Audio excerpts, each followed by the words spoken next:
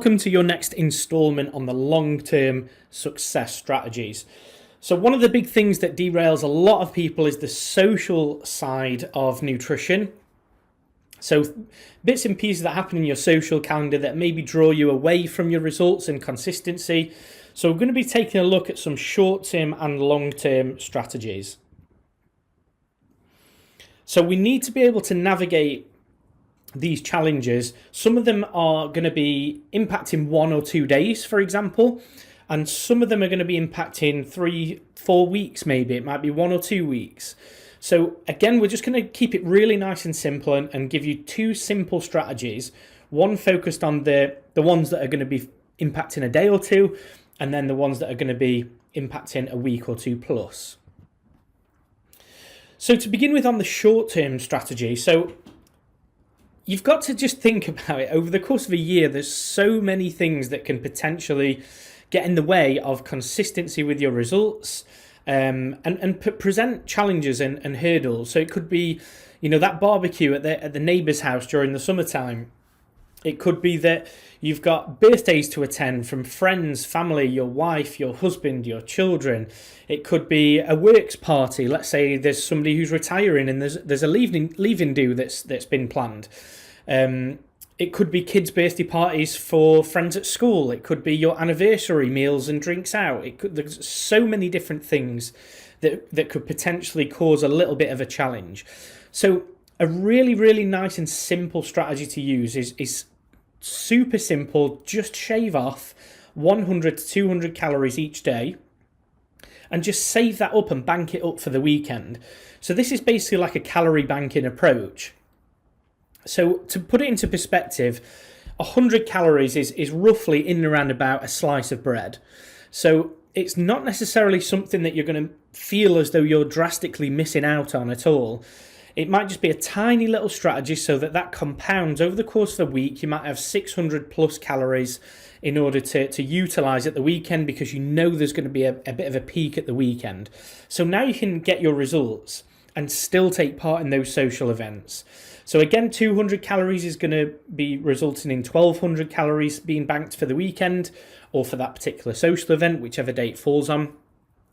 So again, just have a bit of a think about, what's going to be happening at that social event. Is it going to be a large peak in calorie intakes? Maybe you just need to shave off 100, 150 calories, maybe 200 calories.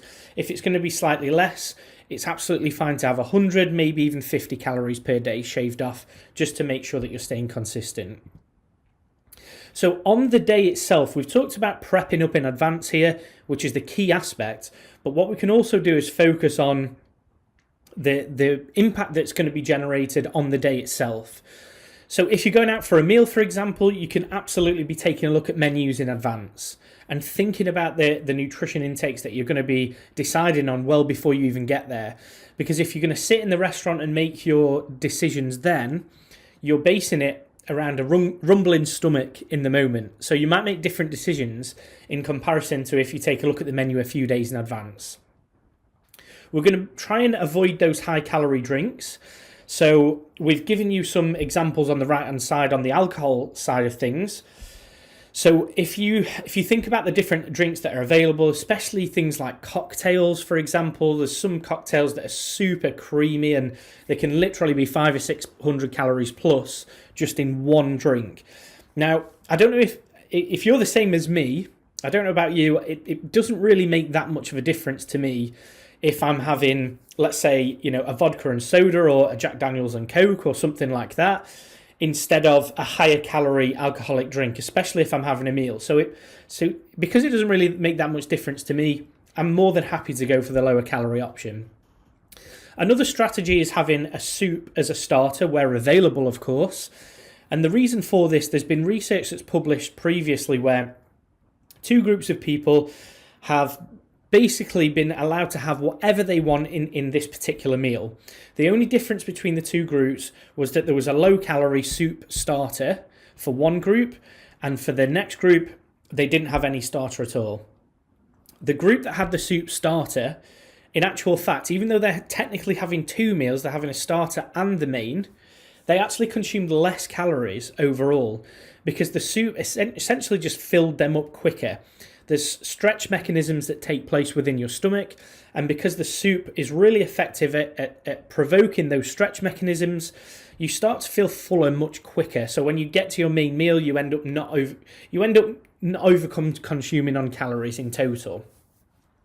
Lastly, just be mindful of the sides and extras. So thinking about those extra sauces to put on the steak, for example, the side of chips or garlic bread or cheesy garlic bread, and these areas like those can really sort of ramp up those total calorie intakes. So really be mindful of the extra sides and sauces and so on.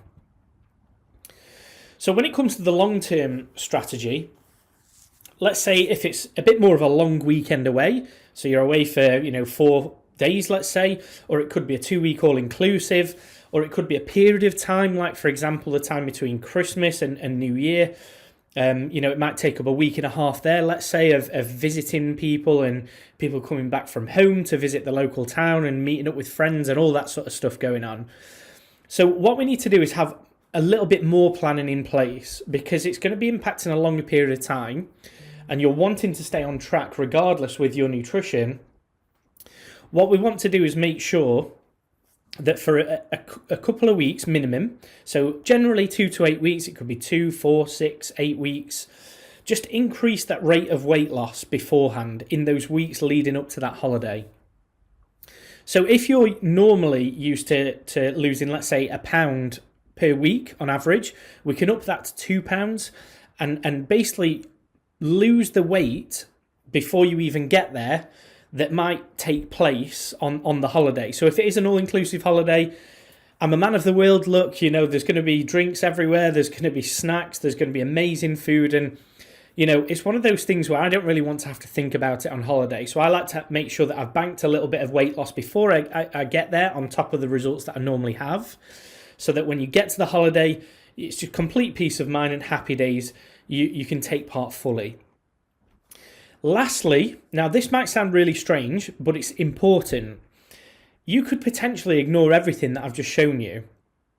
So if you cast your mind back to the previous module that you took a look at on the psychological side of things, and we were taking a look at long-term thinking, if you've got a long-term thinking mentality and you're thinking over the course of the year, so let's say 52 weeks, and you're away on holiday for 2 weeks, and then there's another couple of weeks, let's say that you don't meet your results targets for whatever reason. It could be a couple of birthdays, it could be a couple of barbecues like we mentioned earlier on, whatever it might be.